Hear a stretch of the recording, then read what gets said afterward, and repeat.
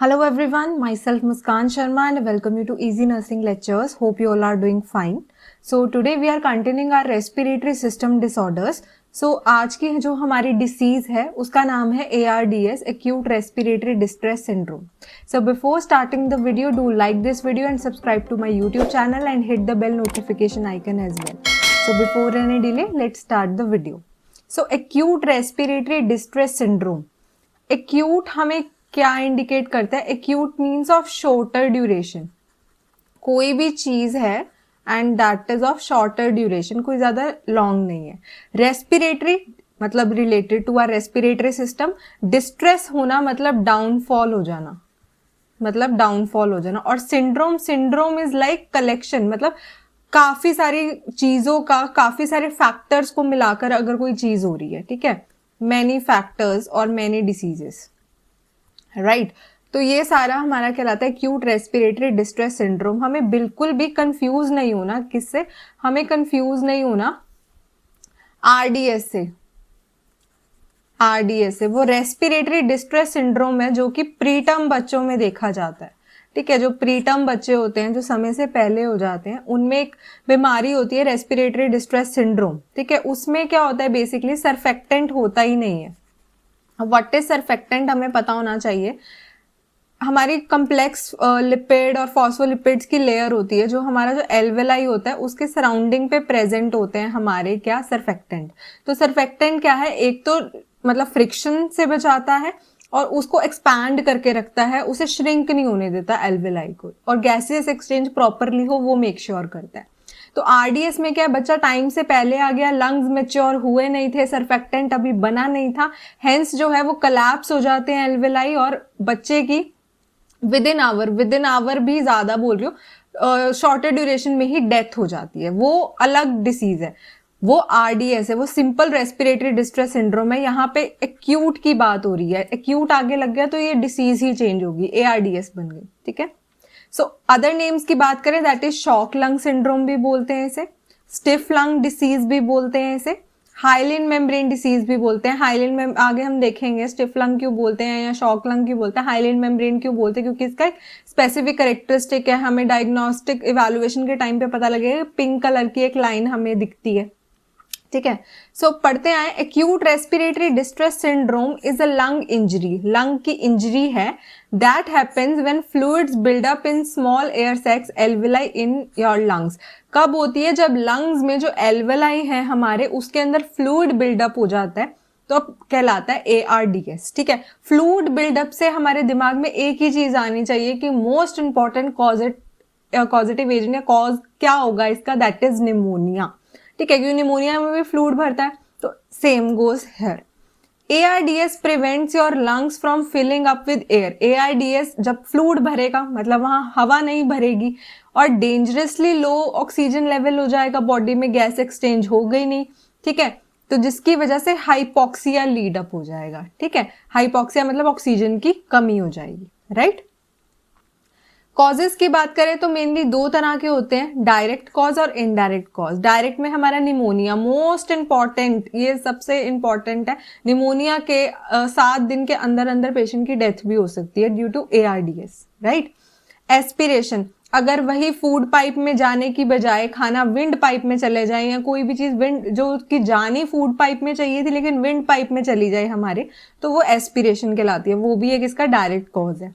Toxic gas inhalation, कोई toxic gas आपके surrounding में है उसकी इनहेलेशन की वजह से, या कोई हीमेटोलॉजिकल डिसऑर्डर है, कोई ब्लड रिलेटेड डिसऑर्डर है, तब भी, ठीक है.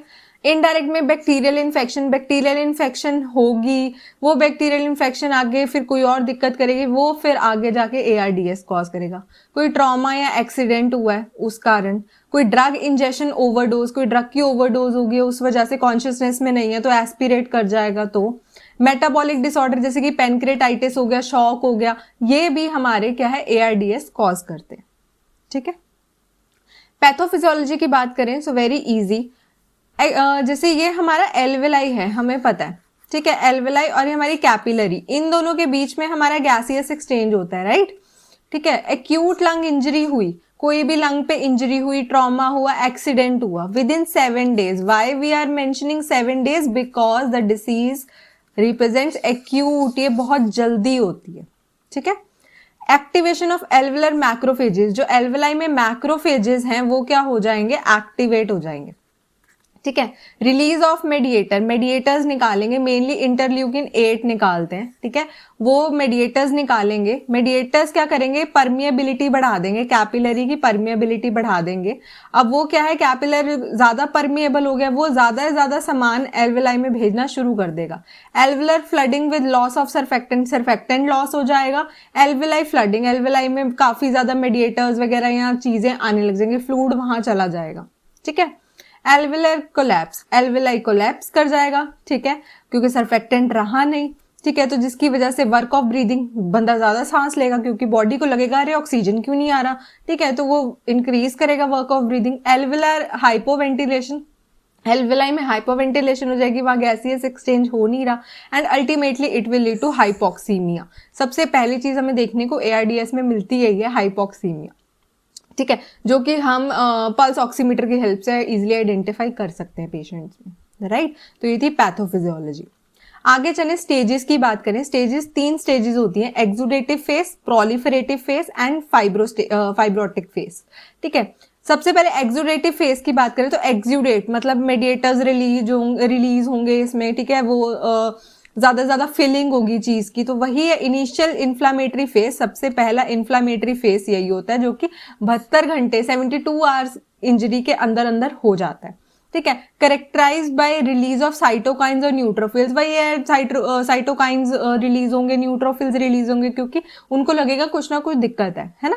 Neutrophil release toxic mediators, interleukin 8 जो कि एल्वुलर एपिथेलियम को क्या करेगा, डैमेज करेगा।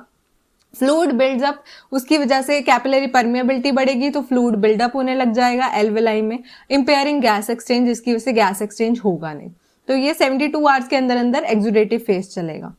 सेकेंड हमारा आ जाएगा प्रोलिफरेटिव फेस, ये 2 से 7 दिन के बाद होता है लंग इंजरी में, ठीक है, क्योंकि 2 दिन तक तो वही चलता है, एटलीस्ट 2 से 3 दिन तक। Characterise by proliferation of type 2 pneumocytes, इसमें ज्यादा से ज्यादा टाइप 2 न्यूमोसाइट्स बनेंगे।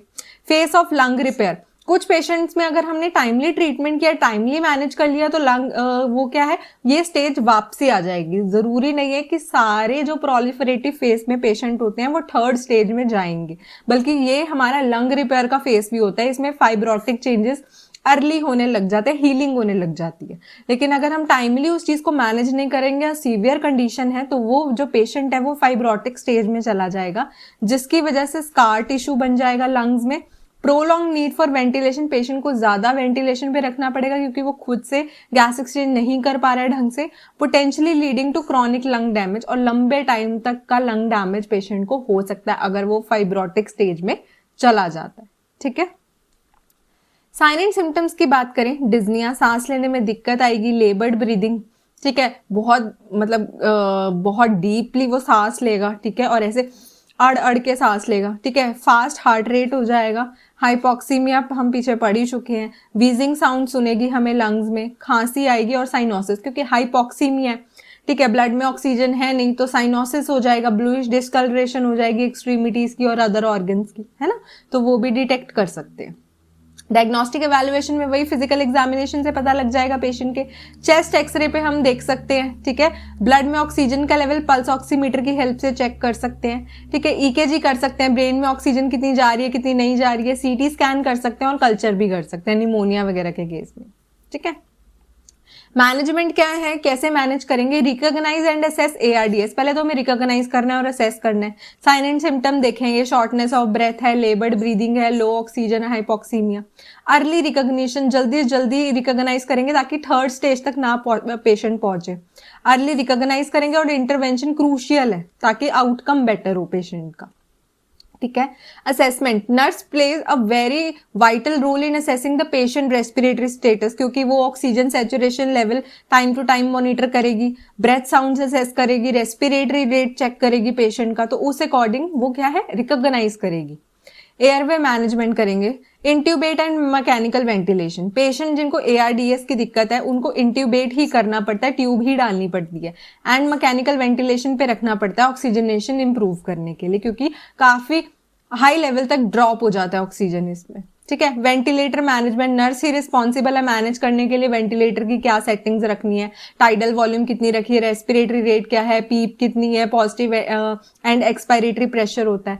और अगर आपको वेंटिलेटर पे या डिटेल्ड वीडियो चाहिए तो do let me know in the comments, I will make that also. ठीक है।